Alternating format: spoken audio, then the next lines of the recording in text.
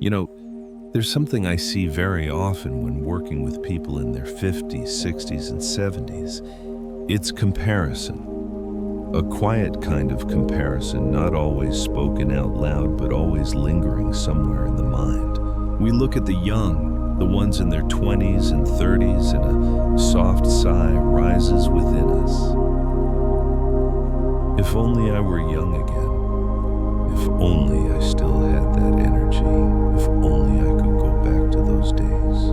But my friend, I want to invite you to pause for a moment and look a little deeper at that thought. Because when we compare ourselves only to youth, we see only what has slipped away. And we forget the treasure that youth will never have life experience.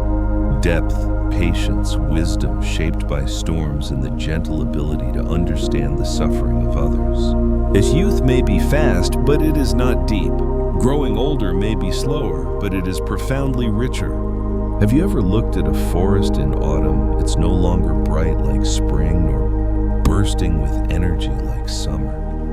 Yet it's beautiful in its own way, warm, mature, full, complete. No one asks autumn to compete with spring. And no one asks a 70-year-old to resemble a 25-year-old. Each season carries its own beauty, its own truth. And in Buddhism, there is a practice called mudita, sympathetic joy. It means the ability to rejoice in someone else's season of blossoming, without comparing, without envy, without feeling that we've lost something. Instead, we smile and say, "That is their time, and this is mine." When we truly live with mudita, something wonderful happens. We don't just celebrate the vitality of the young. We begin to appreciate ourselves, our age, our wrinkles, our hard-earned lessons, the mornings we still get to wake up and touch life. Here's something interesting. Young people often long for what you already have. Calmness, clarity, perspective, the quiet confidence that only comes from decades of living. And yet we sometimes wish for what they have. But life isn't an exchange. It's a cycle of beautiful seasons flowing into one another. You've traveled farther than they have. You've climbed higher and can see the landscape much more clearly. And when you recognize this, comparison naturally fades away. All that remains is gratitude, peace, and a gentle kind of pride. The season you're in now is beautiful in a way that belongs only to you. Let's talk about another illusion that silently steals our joy. This idea that it's too late to begin anything new. I hear this from so many people over 60, 70, even 80 years old. They say it with a quiet resignation, like a door has closed forever. I'm too old to change. I'm too old to learn. At this age, what's the point? My friend, let me tell you something honestly from one aging soul to another. As long as you are still breathing, life is not finished with you, not even close. Every breath you take, this one right now, is a new moment of consciousness, a new window, a new doorway opening. In Buddhist teaching, each breath is considered a beginning, a chance to reset, to soften, to wake up again. So let me ask you gently, if every breath renews you, how could it ever be too late? History is filled with people who bloomed in the final chapters of their lives, writers who published masterpieces in their 70s, artists who found their style at 80, monks who reached deep spiritual breakthroughs only months before passing away. Some of Buddha's own disciples awakened after a lifetime of confusion, sorrow, or wandering. And their enlightenment was not less meaningful because it came late. In fact, it was even more precious. The truth is, time has never been the barrier. Fear has. Fear of failing, fear of looking foolish, fear of being too slow, fear of starting from zero again. But let me tell you a secret I've learned after decades of working with older adults. The people who regret the most are not the ones who tried and failed. They're the ones who never tried because they believed age had already decided their fate. When we say it's too late, what we're really saying is, I don't dare to begin. And that's not wisdom, that's fear dressed up as logic. I've seen 70-year-olds learn painting. I've seen 80-year-olds meditate for the first time and find a peace they never knew in their entire life. I've seen widowers fall in love again. I've seen people at 65 start gardening, writing, teaching, moving their bodies, mending relationships, forgiving themselves, and their whole energy shifts. Do these changes erase the past? No. But they illuminate the present, and they create a future that is still worth walking toward. So if there is a dream in your heart, no matter how small something you've tucked away, because you told yourself it was too late, I want you to ask a different question today. Why not now? Not tomorrow, not next year, now. Because the clock is not your enemy, your hesitation is. You are still here, you are still breathing. And as long as breath remains, your beginning is always waiting. There's another burden many people over 60 carry, and it's one I see again and again in my work with older adults here in the US. It's the belief that you must always be useful, always busy, always doing something. That if you're not producing, fixing, helping, organizing, working, then somehow you're failing. So many elders whisper this fear in different forms. If I slow down, I'm useless. If I'm not helping everyone, I'm a burden. If I rest, people will think I'm lazy. My friend, this belief is not wisdom, it's a wound. It comes from a lifetime in a society that measures worth by productivity, by output, by constant motion. But the older I get, the more I realize. There's a big difference between being alive and constantly doing. And in spiritual traditions, especially Buddhism, being has always mattered far more than doing. Let me tell you something I often say to people your age and mine. You don't earn your worth by staying busy. Your existence is already enough. At 70, 60, even 50, life isn't asking you to run faster. It's inviting you to walk slower, to breathe, to be present. Think about it, isn't the taste of tea better when you're not rushing? Isn't a single slow walk more healing than a whole day of frantic tasks? Your value now is not in how much you do, but in how deeply you are. Your calm presence, your gentle eyes, your patience, your stories, your quiet wisdom. These are gifts your family cannot buy anywhere else. Children don't remember grandparents who were productive. They remember the way you listened, the way you laughed, the way you sat beside them without judgment. They remember your presence, not your performance. And yet many older adults torture themselves with this silent pressure. If I stop working, who am I? If I rest, am I still valuable? Let me answer this clearly and directly. Yes, you are valuable simply by being here. This stage of life is not a test of endurance. It's an invitation to soften, to savor, to rest in your own presence. The universe is not asking you to build more, fix more, prove more. It is asking you to be present, to be peaceful, to be alive in the simplest, purest way. You don't need to earn the right to rest. You have already earned it through every storm you survived, every decade you endured, every lesson carved into your heart. So let this truth settle gently within you. Your worth is not in your busyness. Your worth is in your being, and your peaceful presence is already a gift to everyone who loves you. There's a truth I wish someone had told me earlier in life. A truth that becomes clearer and clearer once you step into your 60s and 70s. The time you have left is the most precious thing you own. Not your money, not your home, not your reputation, your time. And because time is so precious, we have to be very careful about who we spend it with, especially now. You see, many people, good, kind-hearted people, spend their older years surrounded by those who drain them. People who criticize more than they appreciate. People who manipulate, guilt trip, or pull them into drama and resentment. People who only take and rarely give. And they stay, not because it's good for them, but because they feel obligated, or afraid of being alone, or because they believe family is family even when family causes harm. But my friend, let me speak plainly. Every hour you give to someone who poisons your peace is an hour stolen from your remaining life. Compassion does not mean letting others hurt you endlessly. Forgiveness does not mean giving someone unlimited access to your heart, and kindness does not mean sacrificing your well-being just to keep the peace. This is one of the biggest misunderstandings I see among older adults. The belief that protecting your peace is selfish. It isn't. It is wisdom. In Buddhism, compassion is always paired with discernment.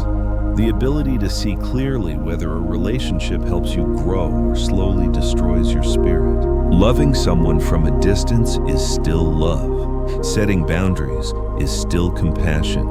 Walking away from those who harm you can be the most loving act you do for yourself and for them. Let me ask you something gently. After you spend time with certain people, how do you feel? Lighter or heavier, clear or confused? Peaceful or anxious? Your body knows the truth long before your mind admits it. At this stage of life, you no longer need to prove anything.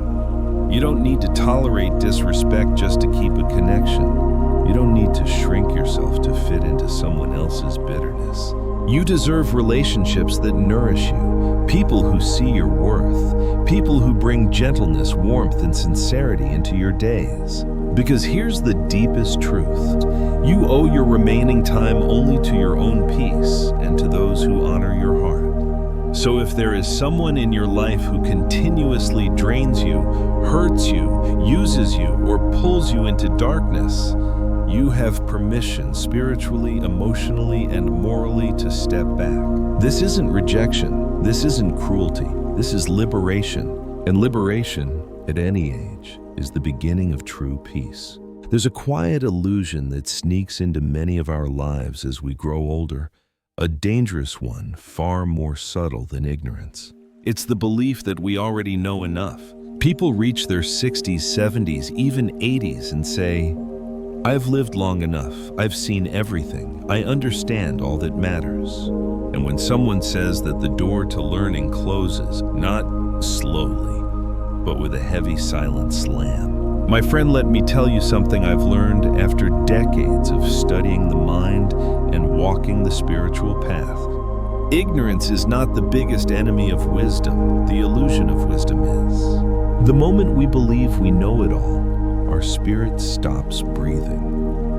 The mind becomes stiff, curiosity fades, and though the body is still alive, the inner life begins to die a slow, quiet death that often goes unnoticed. In Buddhist teaching, the image of the empty cup is one of the greatest metaphors for true wisdom. If your cup is full of conclusions, beliefs, assumptions, how can anything new enter? To age with grace is to keep your cup empty enough that life can still pour new understanding into you. And here's the beautiful truth. A curious mind never grows old. You can have gray hair, aching knees, wrinkles on your face, but if your mind remains open, your spirit stays forever young. I've met elders who are rigid, bitter, and bored, not because of age, but because they stopped learning decades ago. And I've met people in their 80s with a sparkle in their eyes, asking questions, exploring new ideas, reading, listening, their minds more alive than most 30-year-olds. The difference isn't age, it's openness. Let me ask you something. When was the last time you learned something new? Not out of necessity, but out of curiosity. When was the last time you listened to someone younger than you without dismissing them as inexperienced? When was the last time you allowed your beliefs to be challenged? If the answer has been not recently, then maybe, gently, you've begun to close the door. But here's the hope. You can reopen it at any moment. All it takes is humility, the courage to say, I don't know everything, and that's okay. The wisest Buddhist monks kept learning until their final breaths, not because they were unwise, but because they understood that truth is infinite, far larger than one lifetime can grasp. You don't need to read 100 books. You don't need to study philosophy. Sometimes learning is as simple as listening deeply, being curious again, asking why, allowing the world to surprise you. Because the day we stop learning is the day we stop truly living. So let this be your reminder. Keep your cup empty enough to receive. Stay curious, stay open, stay alive. Your wisdom is not in what you already know, it's in your willingness to keep growing. There's a kind of suffering that follows many people into their later years, not because life is cruel, but because the mind keeps reopening old wounds. It's called regret. And regret, my friend, what is like carrying a backpack filled with stones. Every mistake, every harsh word, every wrong turn, every moment you wish you could undo, they all become rocks we haul on our shoulders. We think holding on to them will somehow fix the past, but it never does. It only weighs down the present. In Buddhism, there is a teaching called the second arrow. The first arrow is the pain of what happened, the argument, the failure, the loss, the mistake. We cannot avoid this arrow. It's part of being human. But the second arrow, that one, we shoot at ourselves. It's the replaying the guilt, the if only the stories we tell ourselves again and again. Not the event itself, but the way we refuse to release it. And the Buddha said this clearly. The second arrow causes far more suffering than the first. Let me ask you something gently. How many years of your life have been spent revisiting the same memory, the same regret, the same old self-blame? And what has it healed? Who has it helped? What has it changed? The past is already carved in stone, but your relationship to it is not. That part is still soft clay. You can reshape it. When we hold regret too tightly, we carry not the lesson, but the punishment. Regret whispers, you should have known better. But wisdom says you didn't, and now you do. That's the shift. You see, regret is not a sign that you're a bad person. It's a sign that your heart was always capable of better. And that capacity is something you can bring to this moment, not the one that's already gone. Let me offer you a simple image. Imagine taking one of those stones out of your backpack. Hold it in your hand. Feel its weight, its hardness, the memory inside it. And then imagine placing it down on the ground and whispering, "This no longer belongs to me. I release it." You're not pretending the past didn't happen. You're simply choosing not to chain your life to it anymore. Because regret is not meant to be a life sentence. It's meant to be a teacher, one that leaves once the lesson is learned. So ask yourself, what can you transform today? Can you be kinder? Speak more gently. Love more freely. Forgive more quickly. That is how old mistakes become present compassion. You cannot rewrite the yesterday you regret, but you can shape the today you still have. And in the end, that's all any of us truly control. So put the stone down, my friend. Your hands are meant for healing, not for carrying the past. There's a kind of heaviness many people carry in their later years. And it doesn't just come from age or the body. It comes from old clutter. Both the clutter in our homes and the clutter in our hearts. You see, clutter has two layers. There's the physical kind, the closets packed with things we haven't touched in a decade. The drawers that barely close, the shelves filled with objects that once mattered but no longer speak to our lives. And then there's the emotional kind. Grudges, unspoken hurt, memories soaked in bitterness, regrets we replay like a broken record. Both forms of clutter do the same thing, they tie us to the past. Every object you cling to is a little thread that pulls you back. Every resentment you hold is a knot in the heart that keeps you from breathing freely. We think holding on keeps us safe, keeps us connected, keeps us prepared. But in truth, it keeps us heavy. Let me tell you something I've seen again and again. When people begin to clear out their homes, really clear them, something astonishing happens.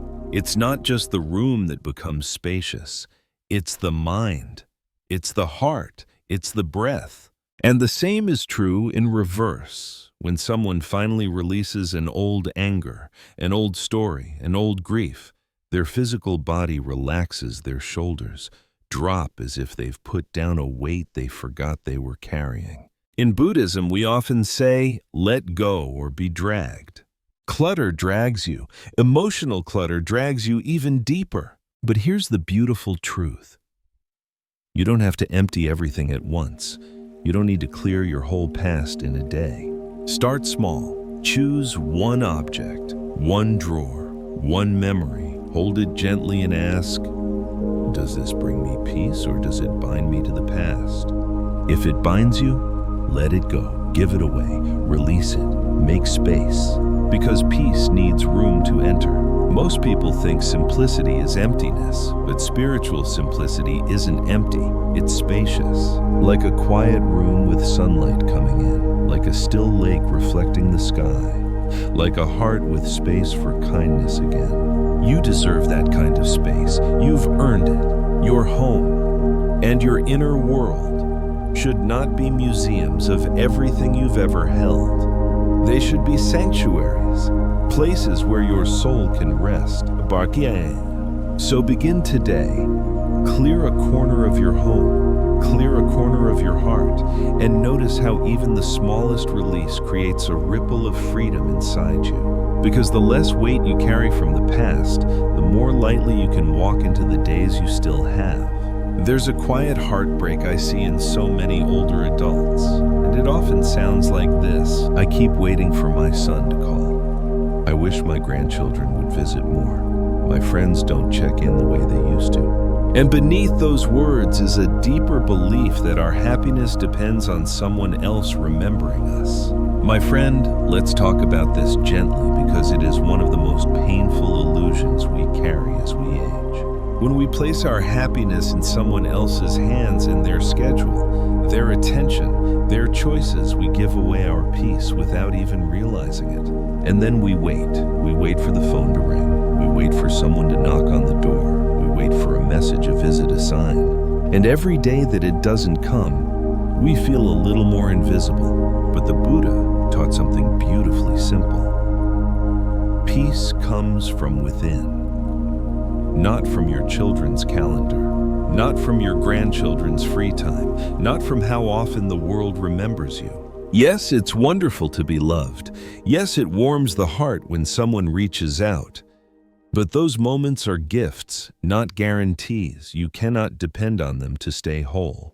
Because when your joy depends entirely on others, you become a guest in your own life, always waiting for someone else to open the door. But here's the truth. I want you to hear clearly.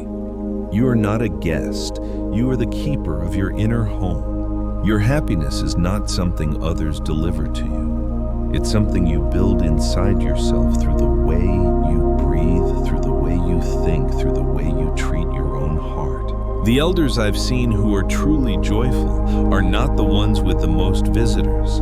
They are the ones who have learned to create joy from everyday life.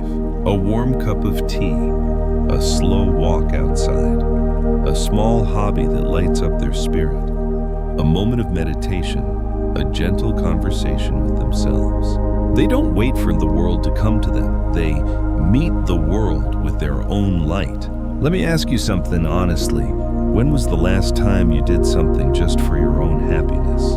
Not because someone asked, not because you were fulfilling a duty, but simply because it made your heart smile. If it has been a long time, start today. Start small. Because the deepest joy is not given from the outside, it is cultivated within. And here's the beautiful paradox. When you stop demanding that others make you happy, your relationships actually become lighter, freer, more joyful. People come to you not out of obligation, but out of love. Your happiness becomes a gift you share with them, not a weight they must carry. So release the expectation, release the waiting, release the hope that someone else must fill your cup. You have your own hands, you have your own heart, and you have the power right now to create peace from within. There's a fear that quietly follows many of us as the years pass. Not a loud fear, but a whispering one. It says your time is running out, you're fading, you're not who you used to be. Our society feeds this fear every day, selling creams to erase wrinkles, diets to stop aging, and the idea that growing old is something to fight, hide, or be ashamed of. But from a spiritual point of view, from the heart of Buddhist teaching, aging is not a failure. It's a truth, a natural, sacred part of the human journey. Birth aging, sickness, death. These are not punishments. They are the four universal experiences that tie every human being together. And here's something we often forget. Many people never live long enough to see their hair turn silver. Many lives end before they ever feel the softness of old age. For them, the lines on your face would be a miracle. The years you carry would be a blessing. So ask yourself, what if aging isn't decline? What if it's ripening? Think of a piece of fruit on a tree. When it's young, it's hard, sour, unfinished. But when it ripens, its fragrance deepens, its sweetness emerges, its color grows richer. Is it decaying? No, it's becoming what it was always meant to be. And that's you. At 60, 70, or 80, you hold layers of understanding no 20-year-old could even imagine. You've survived joys and storms, loved and lost, fallen and risen, felt the fragility of life and the strength of the human spirit. Those wrinkles on your face, those are maps of every laugh, every tear, every moment you kept going even when life felt impossible. That silver hair, it's evidence that you have lived, truly lived. But fear creeps in because we cling to an old identity, the younger self we once were. We compare who we are now to a version of ourselves that no longer exists. And that comparison becomes suffering. Buddhism teaches impermanence not to frighten us, but to free us. Everything changes. Flowers bloom and wither, seasons rise and fall, the moon waxes and wanes. Why should we expect ourselves to be the only exception? When we accept the truth of aging, something beautiful happens. Fear dissolves, and in its place comes gratitude. Gratitude for the mornings you still wake up. Gratitude for the breath still moving in your chest. Gratitude for the wisdom that only time can carve. Let me ask you softly, what is truly more frightening, wrinkles on the skin or emptiness in the heart? The body will age, but your spirit can become more radiant, more compassionate, more awake.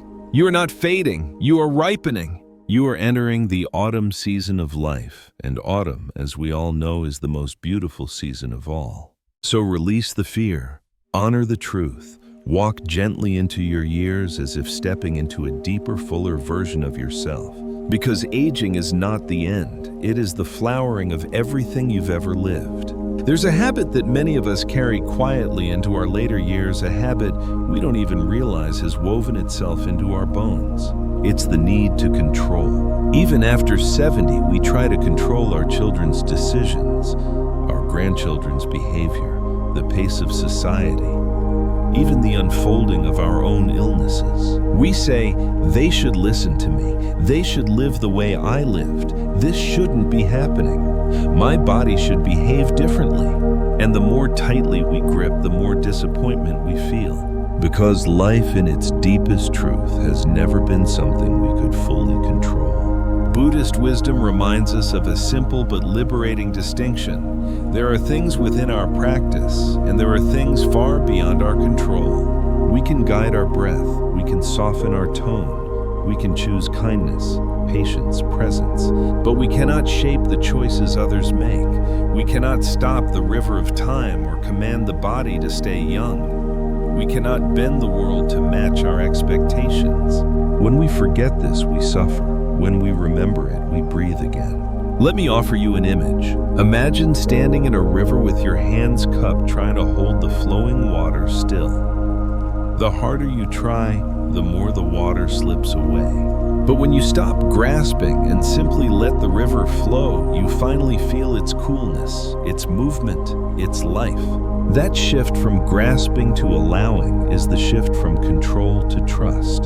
And trust is not passiveness. Trust is wisdom. It's understanding that life has its own current, and you don't always need to fight it. Your children will choose their own paths, even if you disagree. Your grandchildren will grow into the world they were born into, not the world you remember. Your body will change as every body must.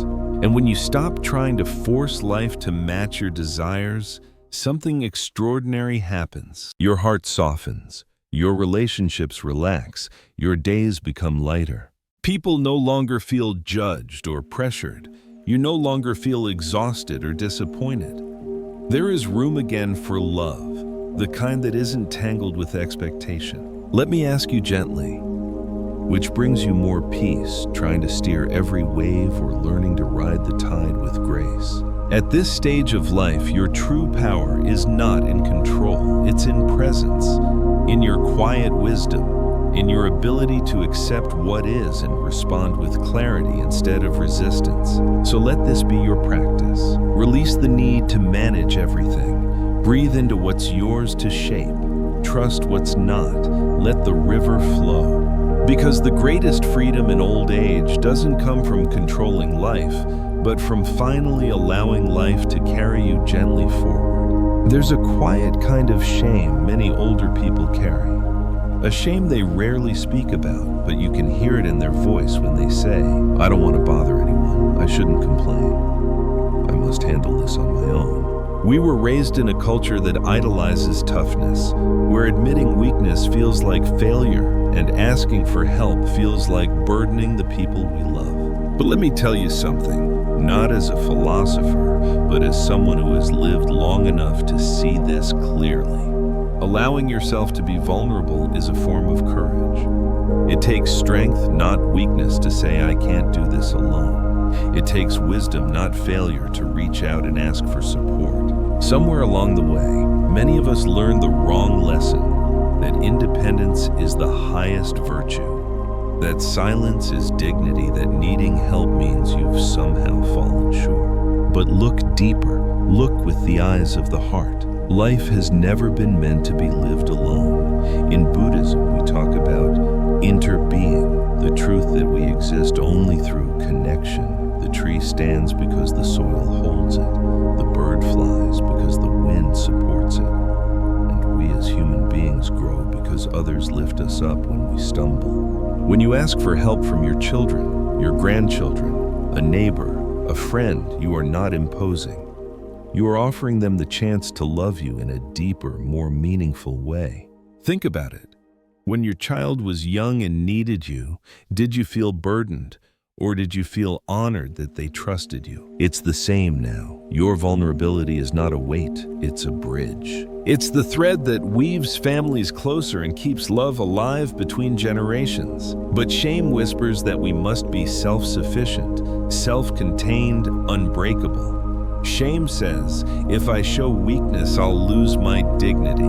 But dignity doesn't come from pretending you're made of stone. It comes from being authentically human. Let me ask you gently, is it truly strength if it isolates you? Is it truly weakness if it deepens connection? Your softness is not something to hide. It is something that allows others to reach you. And here's the beauty. When you let others help you, you teach them compassion, you teach them patience, you teach them love. You give them the opportunity to become more generous human beings. And that is not a burden, that is a gift. So let this be your permission from one elder to another. You are allowed to be tired. You are allowed to ask for support. You're allowed to say, I need help. Your fragility does not make you less. It makes you real. It makes you open. It makes you connected. And that connection, that bridge of tenderness, is what truly keeps a family's heart beating.